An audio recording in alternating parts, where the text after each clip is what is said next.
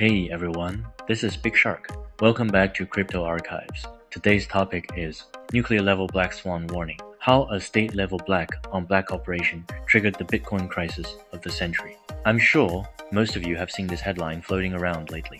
In 2025, the US government suddenly announced that the Cambodian Prince Group was being hunted down by the US Department of Justice for running large-scale cross-border scams. The company's owner, Chen Zhi, was officially on the run, and then, out of nowhere, the US said they had forfeited an absolutely unbelievable amount of crypto, 127,000 plus Bitcoin. Based on the price at that time, that stash was worth around $15 billion. The media blasted the news immediately, but as more details surfaced, the questions just kept piling up. The background of this asset? Totally incomplete. The case file? Not public. The source of the funds? Not explained. The seizure process? Not revealed. The only official conclusion was, these Bitcoin were illegal proceeds. But how they got them, how they confirmed it, how they took control of the wallets, no details. None. Not long after, China made its own official announcement. They pointed out that this might not be a normal law enforcement operation, but rather a state-level hacking action. They emphasized strange timing, suspicious operational patterns, and the similarities to long-term, highly targeted cyber operations. And just like that, the entire nature of the incident changed. Meanwhile, on-chain data showed something even more shocking.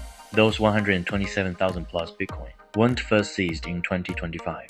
They had already been transferred 4 years earlier and stayed completely frozen for all 4 years until 2024, when the full stash was moved in one shot into an address cluster controlled by the US government. So the media started asking the obvious questions.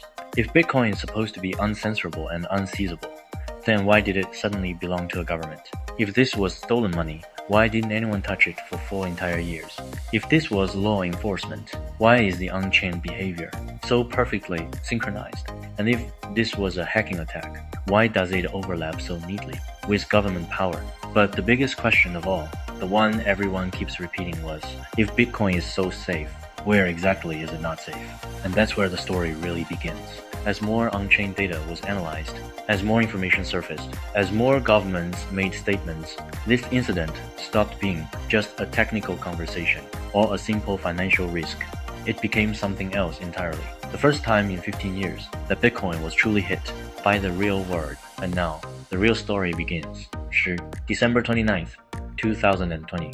A completely ordinary winter night, quiet, calm, nothing unusual. The crypto market was humming along normally. Mining rigs across the world continued producing blocks. Hundreds of thousands of transactions hit the chain. Just like any other day, nobody realized that on this seemingly quiet night, one of the strangest asset movements in Bitcoin's history was happening beneath the surface. A large mining pool's wallet cluster started showing subtle but abnormal activity. These addresses normally only receive mining rewards. Small amounts, stable frequency, almost no human intervention. On-chain, they usually look extremely predictable. But that night, everything changed. It wasn't just a few addresses. It was over 5,000. And in a very short period of time, they all initiated outbound transactions, almost simultaneously.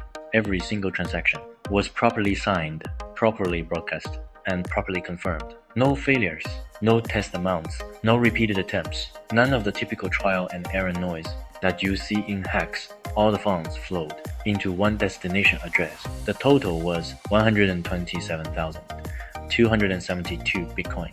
At the time, roughly $3.5 billion. Today, over 15 billion. What made things even more unsettling was that the whole process triggered zero alarms, no abnormal server logins, no error codes, no mining performance spikes.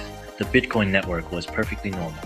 The only thing that looked wrong was that all those addresses were emptied in one night. Anyone who studied on-chain exploits knows that real hackers leave chaos behind. Mixing, splitting, cross-chain hopping, little test sends, multiple failed attempts, messy signatures. But this time, none of that. This 127,000 plus Bitcoin were moved into a new address. And then they froze. 1 day, 1 year, 2 years, 4 years. No movement whatsoever. Not a single set moved. No mixers, no laundering, no fragmentation, no peeling chain, nothing. It didn't look like stolen funds. It looked like someone was deliberately storing them, waiting for the right moment. And that moment came in the summer of 2024. The entire stash, again, over 120,000 Bitcoin, was moved in a single coordinated operation. The destination, an address cluster labeled United States government controlled. A few months later, the DOJ officially announced they had forfeited the Bitcoin. The on-chain timeline is crystal clear. 2020 massive withdrawal. 2021, 2024.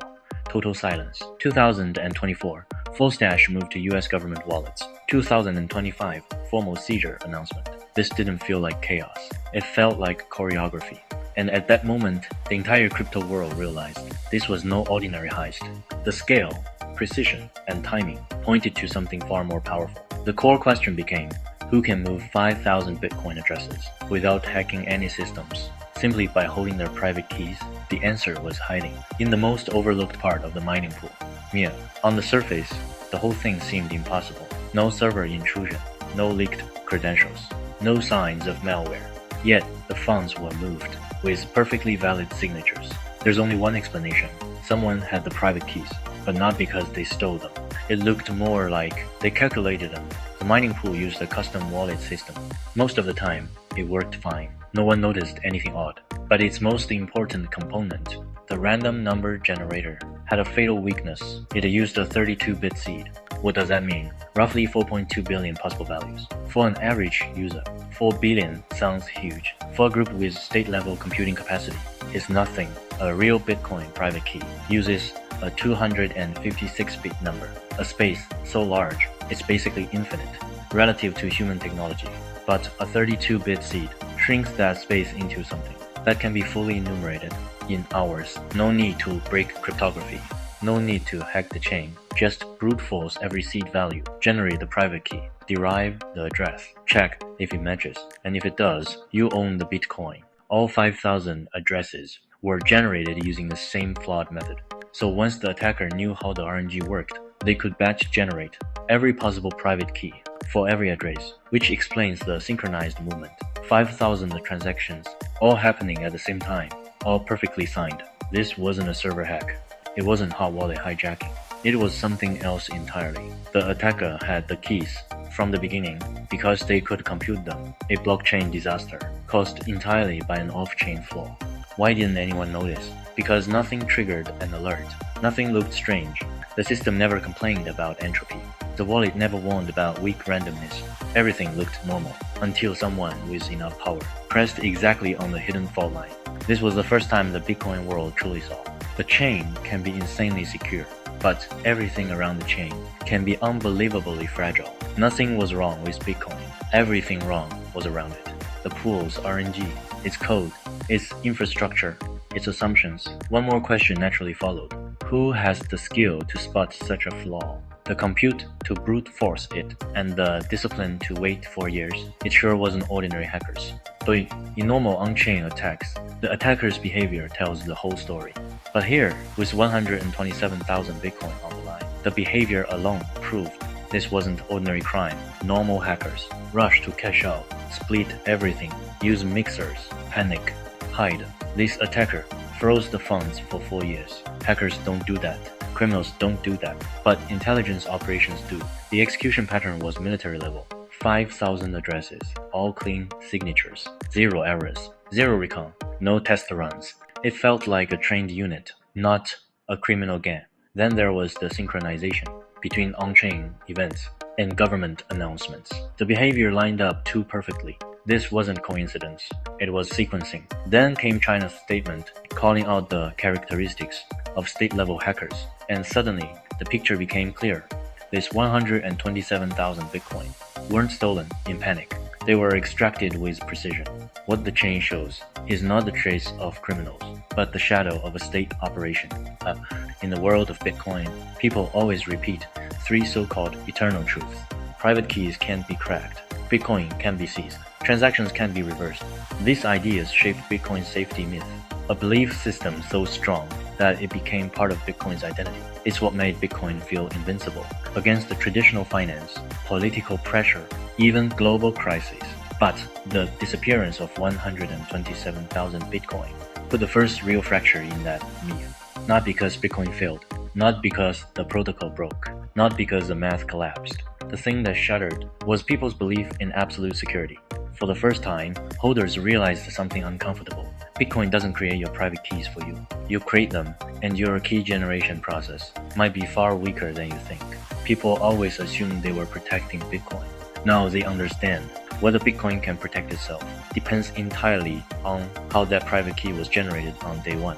In this case, the protocol wasn't the problem. The flaw was off-chain, buried deep in the mining pool's weak RNG. Random numbers sound simple, but they are the root of everything. Every private key starts there, and the randomness is only as strong as the algorithm, the entropy source, the device, the OS, the code path, the implementation, the supply chain, and the developer who wrote it. Users never see any of this. Mining pool operators rarely think about it. And that one little oversight, just 32 bits of entropy, tore apart Bitcoin's untouchable aura. Bitcoin itself didn't do anything wrong. Every transaction was legitimate. Every block was valid. No one forged history. No one broke the chain. But a weak private key is basically an unlocked door, and Bitcoin does not check whether the door is locked. Nodes won't warn you. Wallets won't warn you. The blockchain won't warn you.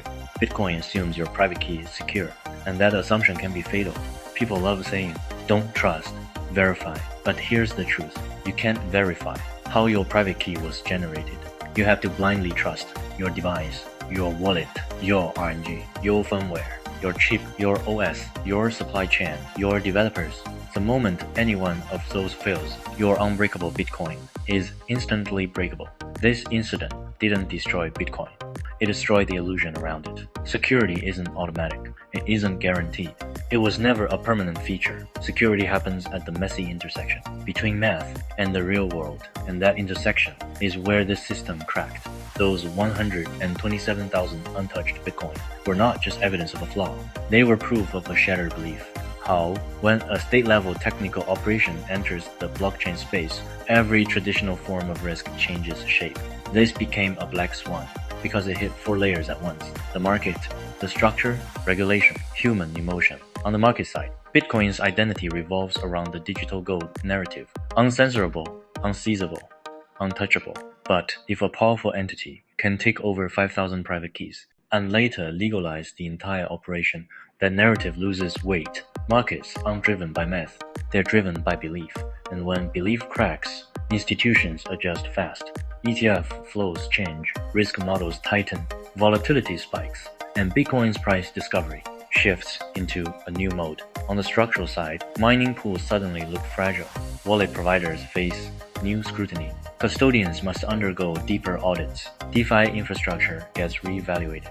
The entire off-chain ecosystem faces a quiet but massive shockwave. Nothing on-chain broke, but everything off-chain is now a question mark. On the regulatory side, once one country demonstrates a successful chain-level action, others will respond. Some will try to copy the approach. Some will try to defend against it. Some will tighten controls. Some will enforce real-name on-chain identity. Global regulatory bodies like G7 and FATF will push harder against anonymity. This may mark the end of the free chain era.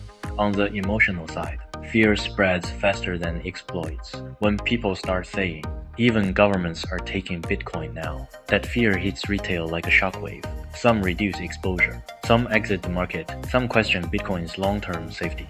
Once fear enters the system, it becomes its own contagion. 127,000 Bitcoin isn't just a number. It's a symbol of the first major collision between off-chain sovereign power and the on-chain world. Bitcoin can no longer pretend to live only inside code. It has stepped into geopolitics. After the incident, developers, miners, and analysts studied the issue from every angle. But the group hit the hardest was ordinary holders, people who suddenly realized their personal security rests on far more fragile foundations than they ever imagined. Most holders think they're doing everything right. Seed phrase on paper. Cold wallet in a safe. No online signing. Clean computer. No suspicious downloads. These habits protect against basic threats, but not against higher tier attacks. Especially not against the 7 off-chain vulnerabilities that everyday users cannot control: supply chain, hardware devices, chip security, operating systems, cloud connections. browsers and plugins, wallet algorithms. These attack surfaces are invisible to regular people. You can't audit your hardware wallet's entropy source. You can't inspect firmware. You can't reverse engineer your device. You can't detect chip-level backdoors. You can't know if your OS has been silently hooked. You can't verify closed-source wallet code. You can't see if your seed phrase was predictable. Most people think they're safe only because they've never been targeted by someone powerful enough to afford the cost of a deep attack. Cold wallets aren't invincible either. They depend on firmware, on hardware entropy, on supply chain integrity. If any link in that chain is compromised, your cold wallet becomes just another exposed device. Real security doesn't come from a device. It comes from how your private key was created. Most people never understood this until now. Ordinary holders aren't vulnerable because they're careless. They're vulnerable because the technical stack is bigger than any individual can ever control. You can control where you store your seed, but not how it was generated. You can lock your device in a safe, but you can't inspect its silicon. You can avoid malware, but not OS-level infiltration. Bitcoin's weakest point has never been on-chain. It's off-chain in the real world, in everything humans build around Bitcoin. And the ordinary holders stand directly in the crossfire between those two worlds. Bitcoin won't disappear because of this. The industry won't collapse. The network won't die. But the era of absolute safety is over. From now on, if you want to survive in this space, you have to understand the difference between on-chain and off-chain security, where Bitcoin ends and reality begins, how to build your own protection, why perfect systems don't exist. True safety has never come from the chain, it comes from you. And that's the end of this episode. Thanks for listening. Next time, we'll dive into the origin story of ZEC and what makes it one of the most misunderstood coins in the space.